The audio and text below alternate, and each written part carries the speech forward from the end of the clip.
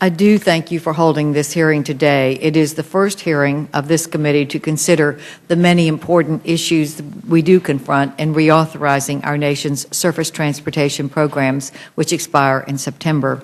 I believe there is a proper federal role in promoting the safety and security of our national transportation system, and I hope this hearing marks the beginning of a thorough debate on this issue.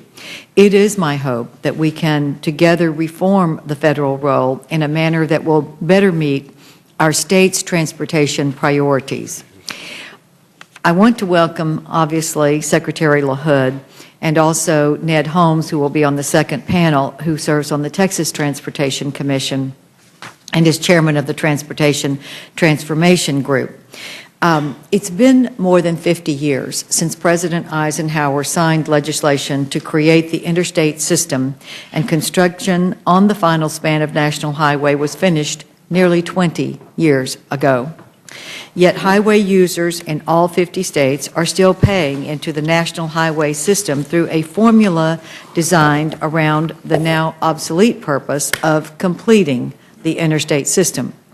Many of those states, including Texas, are forced to bear an unfair burden through the current funding scheme, whereby a far greater portion of our gas tax dollars are being diverted away from critical transportation needs in our state. In my view, the existing funding formula is no longer serving the best interests of each state and the traveling public. Our transportation mission should evolve to maintaining and improving this valuable infrastructure. We must add highway capacity in areas where population and commercial growth is exceeding what our infrastructure can withstand.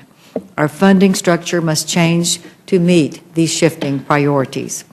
That is why today I am introducing the Highway Fairness and Reform Act of 2009, along with Senators Martinez, Cornyn, and Kyle. Our bill would give states the choice to opt out of the federal highway program and instead be rebated federal fuel taxes collected within our borders. It would cut the overwhelming majority of federal strings attached, but would require that rebated taxes be spent on surface transportation projects. This option would allow all states to receive a more equitable distribution of gas tax dollars while ensuring funds are directed toward improving transportation in the high-growth areas within those states. The policy of revenue sharing was instituted in 1956 because some states with a lot of land mass but lower populations were unable to generate enough revenue to build the roads comprising a truly national highway system. Even though the highway system is complete, the current formula continues to send some states excess revenues while the roads and residents of donor states, those paying in more than they are receiving back, are shortchanged. In short, the gas tax revenues of these states like Texas, Arizona, Florida, Ohio, and more could be spent on bike trails in Vermont or bridges in Madison County rather than on crumbling or congested highways in Miami or Cincinnati. I also think that as we address the proper federal role in transportation, we need to alleviate states from the unnecessary burdens that have accumulated over the years. For example, of the federal funding that states do receive, there are no fewer than 108 federally mandated programs that must be factored into decisions on how the money will be spent.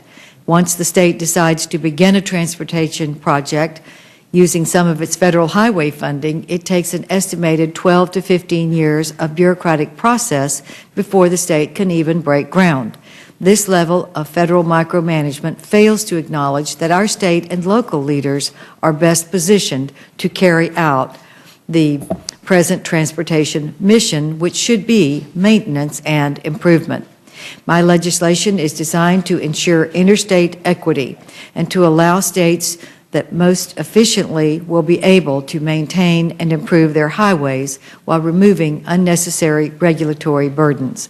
Opt-out states would be required to maintain their interstate highway system, but could determine which federal programmatic requirements could be eliminated. So, Mr.